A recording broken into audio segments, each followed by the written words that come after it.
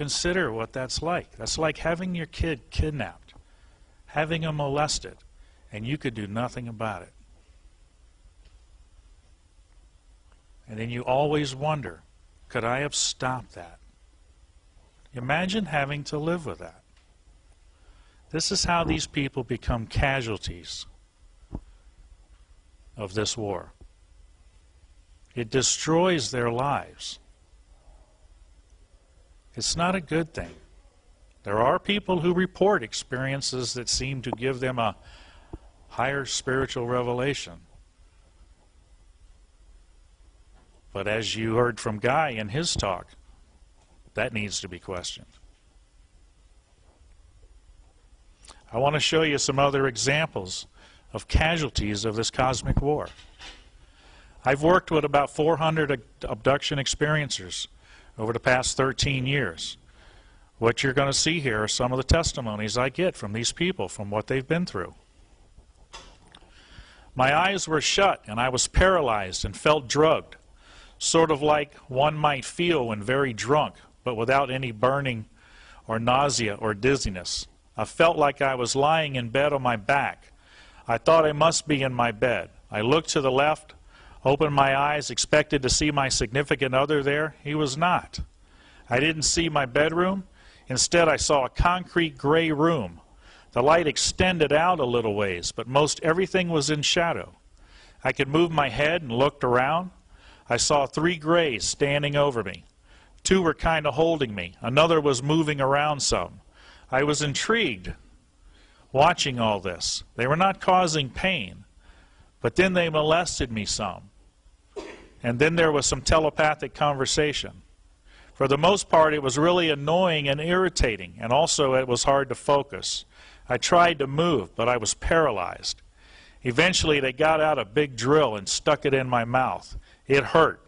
I tried to ignore the pain and think about something else, but it really hurt. And I think I eventually blacked out from the pain. Not a good experience. And this person's had to live with this. Not only this one, but numerous experiences like this. Immediately, I felt like I was curled up into a ball, and this force went around me like a box that got tighter and tighter. I thought I was done for sure, but did not fight it. This was all happening very fast. At that point, in my dream still, because these people recall this being like a dream, I felt my body shoot up from the bed at something faster than light speed. For a second, I thought I had been killed, but as soon as I hit the ceiling, I came back down and woke up. These are real testimonies, real experiences that these people report that I work with. I had nightmares of being put on a table and being tortured. I had nightmares of demons telling me that I was crazy, and if I ever told anyone about them, I would be locked up, and they would never let me wake up again. I would wake up with bruises, sometimes bleeding and gasping for breath. I would wake up to people standing around my bed, speaking to me in another language that I knew, or my bed shaking violently even though there was no earthquake. Some of these things get brought up this morning in Mike Tadar's talk.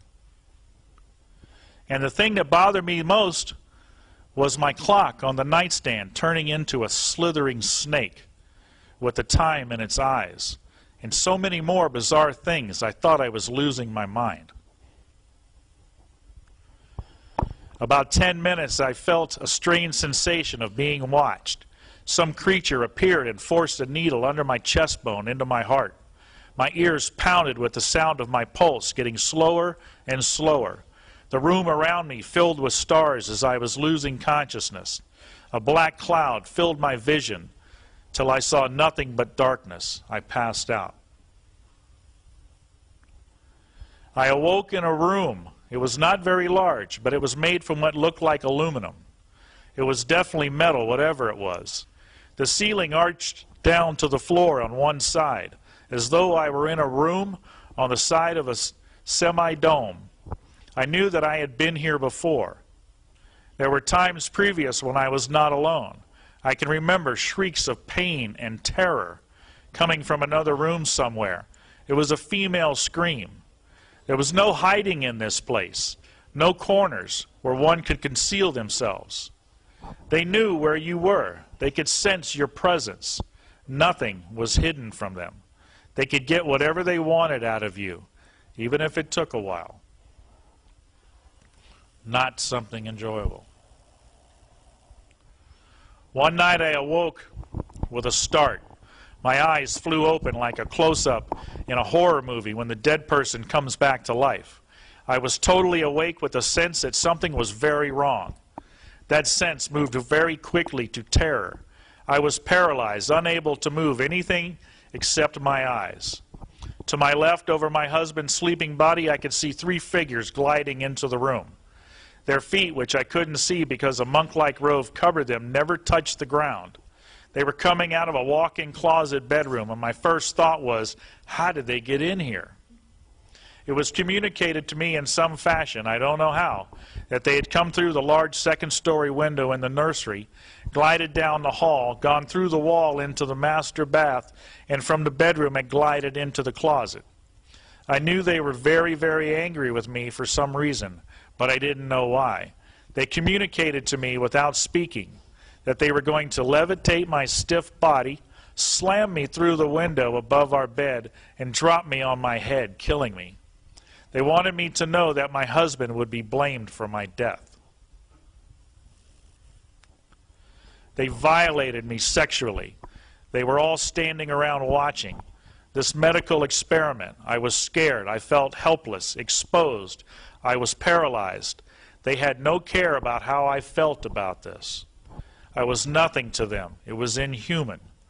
It's terrifying to think that they can access you and do this kind of thing whenever they want. They don't care how you feel about it.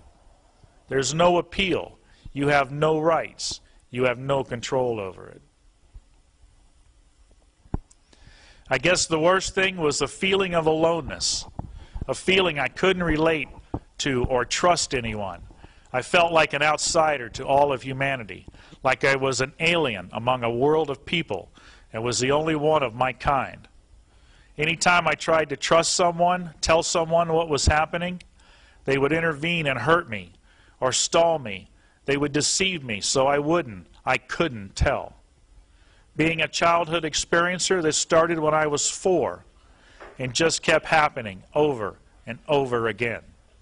They would do things to wreck my trust with other people, parents, family, friends, whatever it took.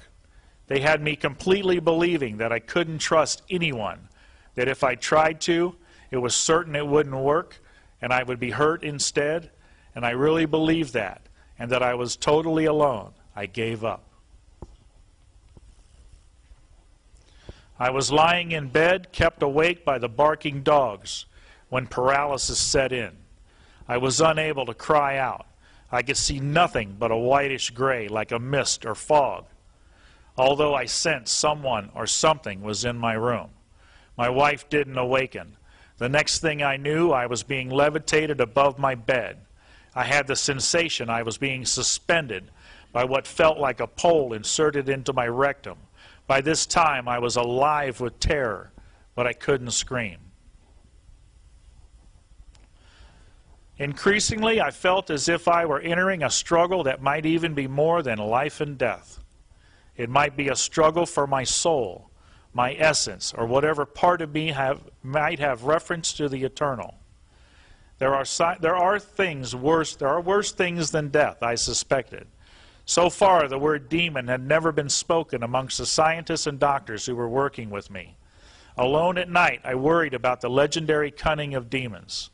At the very least, I was going stark raving mad. This is Whitley Strieber. This is a man who, if you've read his books, he talks about these horrific experiences. But yet, through all he's been through, this man promotes contact with these entities.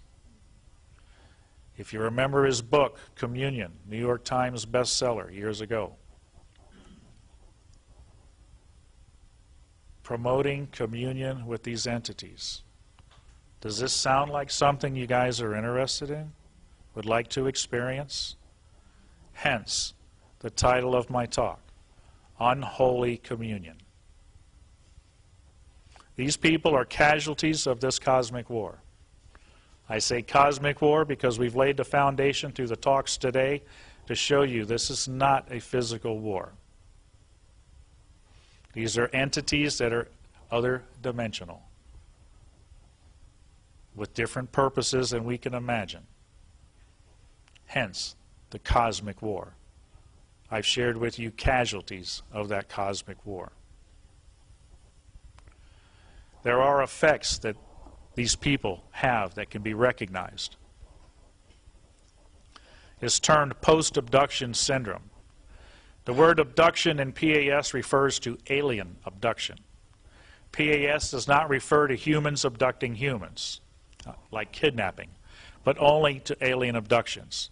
PAS shares many symptoms with post-traumatic stress disorder, but it is not the same. PAS is based on the symptoms originally listed by alien abduction researcher Bud Hopkins and described in his books Missing Time and Intruders. PAS symptoms include persistent re-experiencing of the traumatic event characterized by flashbacks, persistent avoidance of stimuli associated with the trauma, denial of the event, labeling the event something else, phobic avoidance of areas or situation where the contact occurred, refraining from sleep at the time the contact occurred, emotional reaction to literature, pictures, or videos about alien entities. That was described by that gentleman in the video. That was the trigger that brought all that out in that family, that got them in contact with Dr. John Carpenter to try and find out what was happening to them. Numbing of emotions characterized by inability to feel intimacy, pleasure, or to express emotions. Diminished interest of previously enjoyed activities. May have no expectation of normal life events or normal lifespan. May fear abduction with no return or lengthy abduction. Hypervigilance, exaggerated sterile response, irritability, and or panic attacks. This is what these people suffer from that go through this experience. This is effects of a person who's a casualty of a horrific experience. Casualties of a cosmic war.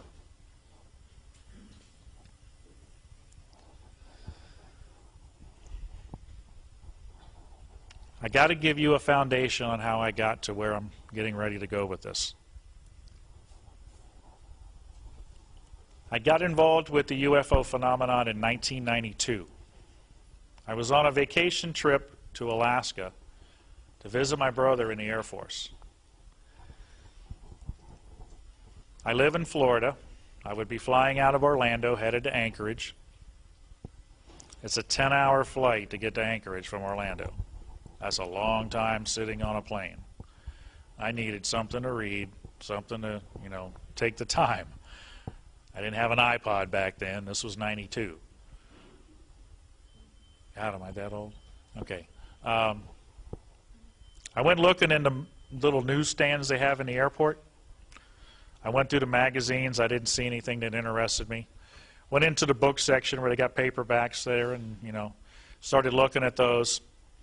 I grew up an avid science fiction reader. I love science fiction. Isaac Asimov, Ray Bradbury, Frederick Paul, these are some of my favorites.